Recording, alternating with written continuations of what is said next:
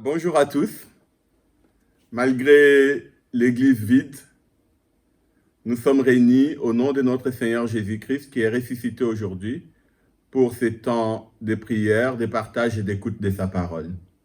Là où vous vous trouvez chez vous, sachez que Dieu vous aime, qu'il est avec vous et tous ensemble aujourd'hui, nous pouvons dire avec joie que Jésus-Christ est vraiment ressuscité. Oui, Jésus-Christ est vraiment ressuscité. Nous allons prier. Père, merci pour ton amour infini. Merci de nous garder pendant ces temps de confinement, ces temps de séparation physique. Mais merci surtout, Seigneur, de nous réunir par ton Esprit Saint, de nous réunir par ta parole et par ces moments que tu nous donnes, Père. Bénis ces cantiques qui vont monter vers toi.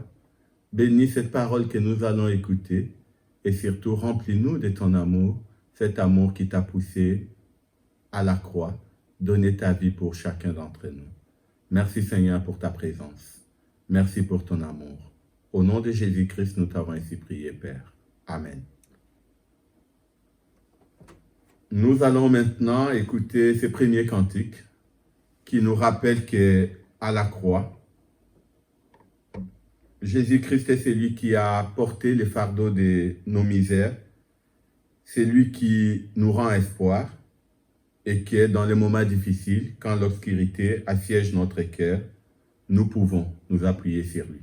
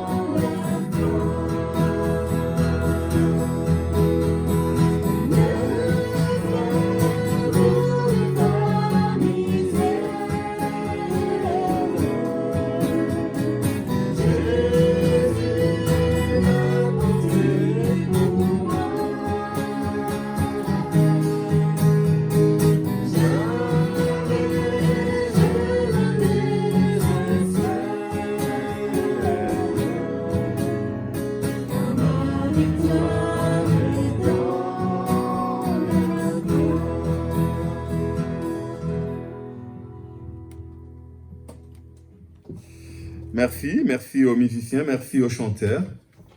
Peu importe notre misère, peu importe notre fardeau, peu importe nos difficultés du moment, Jésus-Christ les a portées à la croix. Et aujourd'hui, en ces jours de Pâques, nous ne pouvons que nous réjouir de cela. Alors, je vous inviterai chez vous à prendre le temps de dire merci au Seigneur, à prendre le temps de lui confier vos soucis du moment, vos soucis du lendemain, tous vos problèmes, parce que Jésus-Christ les a portés à la croix, pour vous, pour nous. Nous allons maintenant écouter notre deuxième cantique.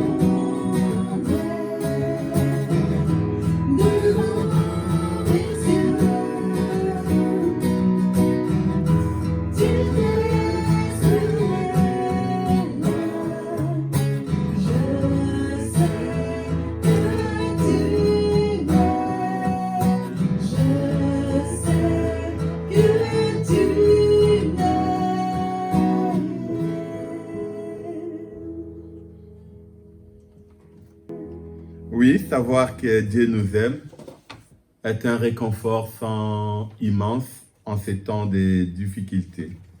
Savoir qu'il est là, qu'il trace un chemin pour nous, c'est aussi nous recueillir à son écoute.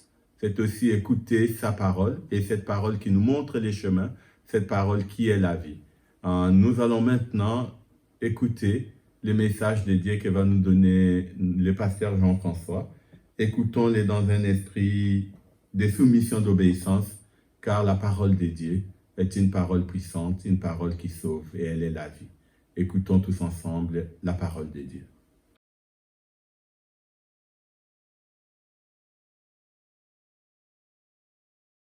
Je vous invite, avant d'écouter la parole de Dieu ce matin, à la prière. Père éternel, nous voulons te remercier d'ouvrir nos cœurs à ta parole, te remercier parce qu'en ce jour spécial, nous pouvons nous rappeler ton amour pour nous, manifesté dans la personne de Jésus-Christ. Veuille ouvrir nos cœurs à ta parole et que nous puissions être réceptifs, t'écouter et accepter, Seigneur, d'appliquer ces choses dans nos vies. Amen. Je vous inviterai à prendre ce matin la deuxième épître de Corinthiens au chapitre 5 et nous lirons à partir du verset 14. « Car l'amour du Christ nous étreint, nous qui avons discerné ceci. Un seul est mort pour tous, dont tous sont morts. Il est mort pour tous, afin que les vivants ne vivent plus pour eux-mêmes, mais pour celui qui est mort et ressuscité pour eux. Ainsi, dès maintenant, nous ne connaissons personne selon la chair. Même si nous avons connu Christ selon la chair, maintenant, nous ne le connaissons plus de cette manière. Si quelqu'un est en Christ, il est une nouvelle créature. Les choses anciennes sont passées. Toutes choses sont devenues nouvelles. Et tout cela vient de Dieu, qui nous a réconciliés avec lui par Christ et qui nous a donné le service de la réconciliation. Car Dieu était en Christ, réconciliant le monde avec lui-même sans tenir compte aux hommes de leurs fautes. Il a mis en nous la parole de la réconciliation. Nous sommes donc ambassadeurs pour Christ, comme si Dieu exhortait par nous. Nous vous en supplions au nom de Christ, soyez réconciliés avec Dieu. Celui qui n'a pas connu le péché, il l'a fait devenir péché pour nous, afin que nous devenions en lui justice de Dieu. Vendredi, Naïm nous rappelait que Christ a donné sa vie à la croix et a été placé au tombeau.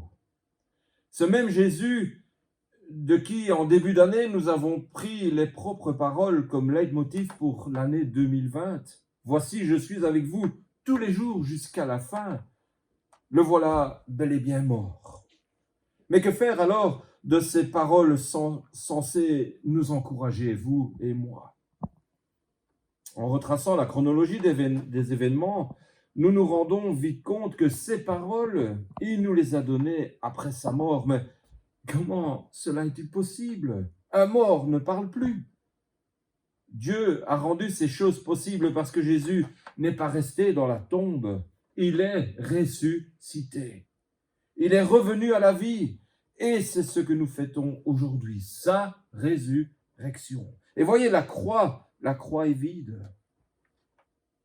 Christ n'est plus dessus. Et si nous avions un tombeau, on vous le montrerait, il est vide aussi. En ce dimanche de Pâques, nous nous rappelons que Christ est ressuscité. Quelle merveilleuse nouvelle que la résurrection de celui qui est venu nous témoigner de l'amour du Père sur la terre. Pourtant, nous ne pouvons pas nous empêcher de penser aux disciples qui ont vécu des instants terribles. Voir Jésus mourir comme un brigand et le voir disparaître dans la tombe. Eux qui avaient passé de si bons moments avec celui qu'ils appelaient Maître, les voici perdus, sans repère, sans espoir. Notre vie n'est-elle pas aussi faite de moments sombres et de moments lumineux, de joie et de peine, de séparation, de retrouvailles, d'échecs, de victoires? Comme le partageait un jour un collègue dans un de ses messages, Édith Piaf a chanté « Non, rien de rien, non, je ne regrette rien. C'est payé, balayé, oublié. Car ma vie, car mes joies, aujourd'hui, ça commence avec toi. » Faisant face à la vie avec ses hauts et ses bas, ne sommes-nous pas appelés à dire, nous aussi, ces paroles chantées par Piaf un jour? Nous avons lu dans la deuxième épître aux Corinthiens, chapitre 5, et le verset 17, Paul nous dit « Si quelqu'un est en Christ, il est une nouvelle créature. Le monde ancien est passé, voici, toute réalité nouvelle est là. » Ces paroles sont-elles nôtres aujourd'hui? Nous sommes ici au cœur de la proclamation chrétienne, la mort et la résurrection de Jésus-Christ, que nous célébrons sur 3 jours, du vendredi saint au dimanche de Pâques. Ainsi, en route sur le chemin de la vie chrétienne, nous ne pouvons nous empêcher de penser à la croix et au tombeau. C'est en effet là que nous pouvons déposer tout ce qui nous a fait du mal, tout ce qui est lourd à porter, pour que Dieu puisse s'en charger et nous en décharger. Étant créatures, nous sommes créés par Dieu.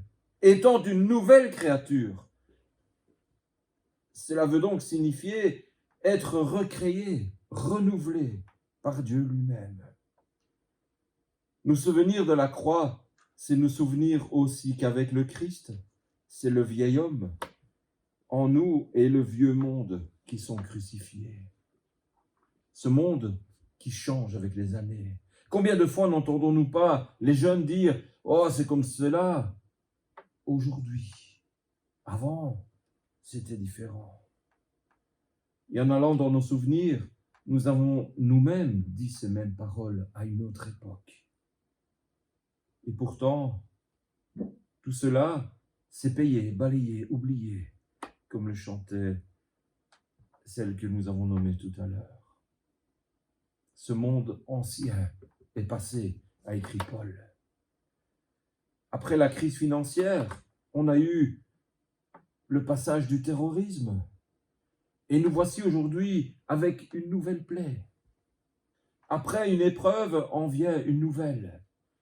Mais alors, comment discerner cette nouvelle réalité dont Paul nous parle? Où porter notre regard pour discerner le monde nouveau dont il est question? On aura envie de crier avec le psalmiste au psaume 121, « Je lève les yeux vers les montagnes, d'où me viendra le secours ?» Pourquoi n'arrivons-nous pas à chanter peut-être ces paroles de Piaf? Car ma vie, car mes joies aujourd'hui, ça commence avec toi. Nous ressemblons à des êtres inquiets, nous sommes des êtres inquiets, vivant dans un monde peuplé d'ombre et de brouillard. Toutes ces choses obscurcissent notre vue et on est bien mal, bien souvent. Quand est-ce que cela va-t-il prendre fin? Quand cette nouvelle réalité va-t-elle vraiment naître? Cette question n'a qu'une réponse. Pour la Bible du moins, c'est qu'il est temps de nous mettre à l'écoute d'une autre voix et de suivre un autre chemin. Paul nous dit, c'était Dieu qui, en Christ, réconciliait le monde avec lui-même. Il nous supplie même d'entendre cette voix qui s'est ouverte le jour de la croix, ce nouveau chemin. On peut se rappeler le voile déchiré, cet accès au Père. C'est Dieu lui-même qui en fait nous adresse un appel. Au nom du Christ, nous vous en supplions, laissez-vous réconcilier avec Dieu. C'est la réponse du psalmiste aussi à sa supplication. D'où me viendra le secours? Je lève les yeux vers les montagnes, d'où me viendra le secours? Et il dira plus loin, le secours me vient de l'Éternel qui a fait les cieux et la terre. Ces paroles, frères et sœurs, ne sont pas que des mots. Aujourd'hui, nous affirmons en ce jour de Pâques, il est ressuscité. Mais pensons-nous vraiment ce que nous disons? Pensons-nous vraiment que quelque chose de neuf peut naître d'une tombe, d'un tombeau? À cet instant même, croyons-nous ce que nous professons? Qu'est-ce qui bloque alors en nous? Et nous laisse pourtant si souvent inquiets. C'est quelque chose, et on nous l'a rappelé les dernières semaines, au travers des textes que nous avons pu partager avec chacun d'entre nous sur le WhatsApp ou sur le Facebook. Ce quelque chose, c'est le péché, qui nous empêche de reconnaître que tout vient de Dieu. La crise que nous traversons nous montre clairement que nous ne pouvons maîtriser le monde qui est là, dans lequel nous vivons. Nos inquiétudes pourraient-elles nous protéger de quoi que ce soit? Certains se réveillent la nuit, ne dorment pas parce qu'ils se tracassent pour un tas de choses. Non, nos inquiétudes ne peuvent nous protéger. Nous mettons tellement d'espoir en nous-mêmes, en nos propres forces, en nos connaissances. L'homme en arrive à croire qu'il peut se sauver lui-même. Et pourtant, combien d'hommes et de femmes ne sont-ils pas des êtres blessés à cause de la méfiance, de la jalousie, de la frustration, du manque d'amour, de la peur, de la solitude, de la maladie ou de la mort qui frappe à la porte de tout un chacun? Combien ne souffrent pas de ce qu'on appelle le mal-être? Lorsque tu es malade, chez qui vas-tu? Chez le médecin. Et le médecin t'envoie où? Chez le pharmacien. Et le pharmacien te donne quelque chose qui va normalement faire que tu ailles mieux. Mais si tu souffres du mal-être, que ce soit un médecin ou un pharmacien, ils ne peuvent pas faire grand-chose pour toi. Beaucoup de mouvements religieux sont nés pour essayer de maintenir l'homme debout, la tête bien haute, de le guérir, pour essayer de le guérir de son mal-être, pour essayer qu'il puisse trouver la paix avec Dieu ou les dieux et avec leur propre conscience. Ainsi, à Athènes, la cité entretenait quelques malheureux qu'elle pouvait sacrifier quand les tensions sociales renaissaient, par exemple, lors d'une calamité collective, une épidémie, une famine, une invasion. C'était la pratique de ce qu'on appelle en grec le pharmakos, qui va donner, et vous l'entendez vous-même, le mot pharmacien, justement, qui signifie à la fois un remède et un poison. Et pour guérir le mal-être, pour guérir les maladies sociales, pour soigner les inquiétudes, il était procédé à l'expulsion ou au sacrifice de quelqu'un. Ça me fait penser à aujourd'hui où des gens réclament la tête d'un ou d'une ministre dans la crise que nous traversons, comme si cela permettrait d'aller mieux. Il suffit d'ouvrir notre Bible. Dans le livre de Lévitique au chapitre 16, on retrouve cet exemple du bouc émissaire. Et plus proche de nous, la société romaine et juive, au début de notre ère, empruntera ce même chemin en sacrifiant Jésus au bénéfice, pensait-elle, de l'ensemble du peuple, comme le dira Caïphe. Vous ne réfléchissez pas qu'il est dans votre intérêt qu'un seul homme meure pour le peuple et que la nation entière ne périsse pas. On trouve ça dans l'évangile de Jean, chapitre 11. Le même que l'on encourageait en quelque sorte il y a une semaine en criant « Hosanna, sauve-nous !» quelques jours après, sera maudit sous les cris « Crucifie-le ». Mais aujourd'hui, devant et par la croix, nous pouvons dire tout ceci est payé, balayé, oublié. Il n'y a plus besoin de sacrifier, d'éliminer, de juger, de chasser, de condamner. Il n'y a plus besoin non plus de me sacrifier, de me condamner, de me juger. Tout cela, les sacrifices comme les pratiques religieuses, sont des pratiques humaines. Mais Dieu a choisi de nous justifier en Christ et il nous appartient simplement d'accueillir, de recevoir comme un présent, comme un cadeau, sa grâce, qui nous dit quoi? Je veux que tu passes par cette réconciliation, que tu sois réconcilié.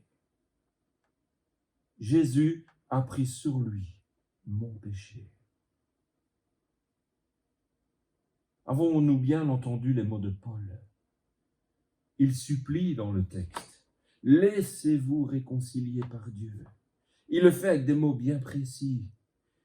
Il ne dira pas réconciliez-vous avec Dieu, mais laissez-vous réconcilier par le Christ avec Dieu. Laissez faire. Il n'y a rien à faire, aucun effort préalable. Il faut juste laisser faire Dieu. Dieu ne nous dit pas, tu dois changer, tu dois guérir, tu dois me laisser faire. Mais il me dit, laisse-moi te guérir, laisse-moi te changer. Comprenons-nous ce que cela implique? Ce matin, nous ne sommes pas ensemble d'une façon virtuelle pour pratiquer une religion. Nous ne sommes pas venus pratiquer notre culte protestant baptiste. Que sommes-nous venus faire alors? Nous sommes venus entendre une parole qui nous dit que nous n'avons pas besoin de religion, ni vous ni moi. Une parole qui nous dit que depuis la croix, tout a été payé, tout a été balayé, tout a été oublié. Pas de relation win-win avec Dieu. Je te donne et tu me donnes. On est chacun à égalité. Cette relation donnant, Dieu la balaye, il l'oublie. Tout nous est donné de lui. Et si nous continuons à honorer Dieu dans notre vie, ce ne sera pas pour recevoir un bénéfice de la part de Dieu, qui, rappelons-nous, ne retient rien de ce qu'il peut nous donner. Si nous voulons garder le contact avec Dieu, c'est parce que nous avons la simplicité et l'humilité de reconnaître que nous avons besoin sans cesse de réentendre cette parole de grâce et de liberté.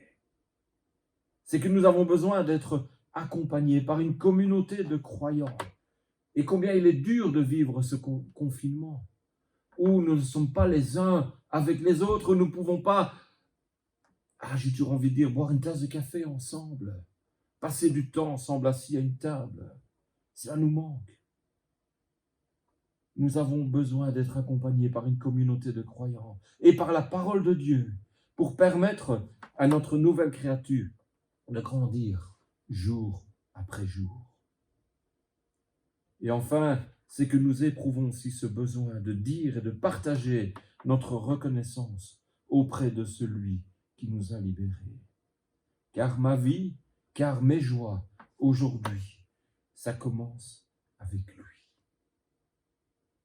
Alors toi qui écoutes, toi qui regardes sur ton petit écran, sur ton téléphone, sur ton PC, sur ton Mac ou qui sais-je, sur quoi tu regardes?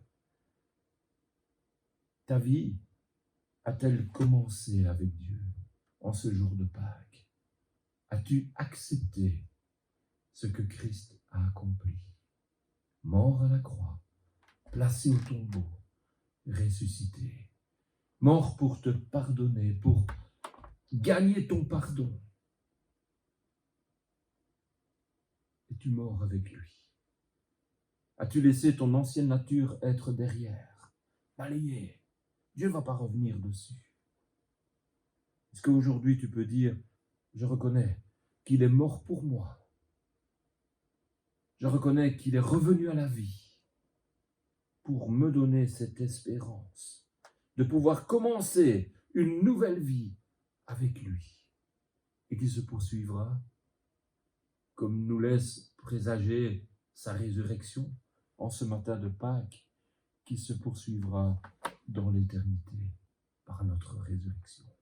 Que le Seigneur bénisse sa parole dans nos cœurs. Amen. Voilà, après ces temps d'écoute de la parole de Dieu, je vais vous inviter à la prière. Je demanderai au pasteur s'il veut prier pour tous nos frères malades, pour tous ceux qui ont des difficultés chez eux, un moment de prière et de requiem. Père éternel, nous voulons te remercier encore pour ce temps que tu nous accordes. Chacun chez soi, mais tous ensemble, unis par ton esprit. Tu as fait de nous ta famille en Jésus-Christ et nous voulons, notre Père, nous unir les uns aux autres dans la prière, nous remettre les uns les autres dans la prière. Nous voulons te remettre toute ton Église, non seulement le corps local que nous représentons, mais ton Église de par le monde. Te prier, Seigneur, qu'elle soit sous ta guidance en chaque instant et qu'elle puisse faire ta volonté dans tout ce qu'elle entreprend. Nous voulons penser aussi à tous ceux qui souffrent, tous ceux qui sont touchés par la maladie, par ce virus qui fait des ravages Nous pensons spécialement à ceux des nôtres, ceux qui nous sont proches et qui sont touchés. Te demandons, Seigneur, de poser ta main sur eux, de leur donner toute la sagesse pour suivre les traitements, de leur donner aussi de voir que tu agis, que tu les gardes et que tu veux les fortifier. Te demandons encore à nous qui sommes encore bien pour le moment, de continuer à nous garder sages, à nous permettre de, comme on dit selon la formule actuelle, prendre soin de nous et prendre soin des autres, et en nous remettant à toi qui prends soin de chacun d'entre nous. C'est dans le nom de Jésus que nous voulons te prier. Amen. Amen.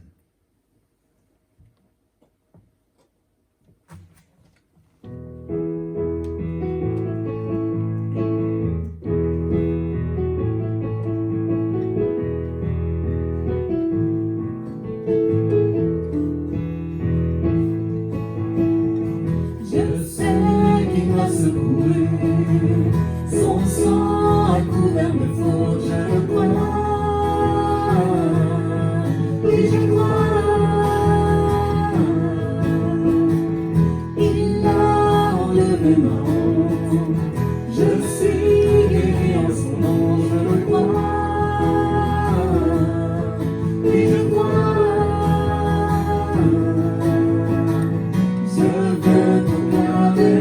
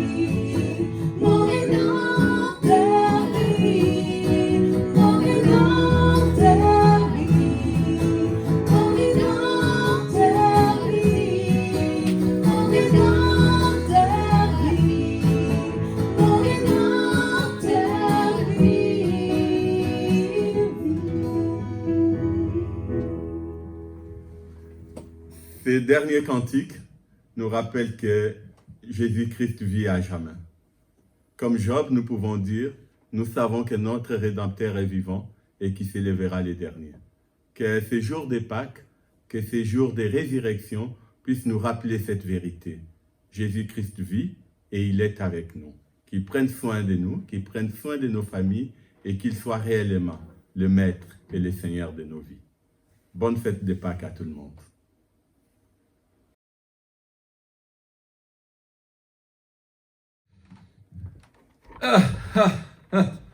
Alors, voilà, on est dimanche et bien sûr le culte se termine toujours par les annonces et on veut aussi vous partager qu'on reste à votre disposition. Vous aurez sur le film les annonces qui vont apparaître, vous pouvez les lire à votre aise. Nous voulons aussi vous rappeler que même si parfois nous avons plus dur financièrement pendant ce temps, l'Église continue de vivre, elle a toujours ses frais, elle a toujours le remboursement du bâtiment, elle a toujours les frais d'électricité, les charges qui lui incombent. Et nous vous rappelons que votre offrande est toujours la bienvenue. Vous la gardez peut-être chez vous depuis le début du confinement. Certains ont pris le pas de verser sur le compte de l'Église. Libre à vous de faire comme vous voulez. Mais quelqu'un me rappelait cette semaine qu'on ne doit pas oublier cet aspect de la vie de l'Église. Certains ne veulent pas verser sur le compte parce qu'ils veulent garder leur don ou leur offrande anonyme, c'est leur droit.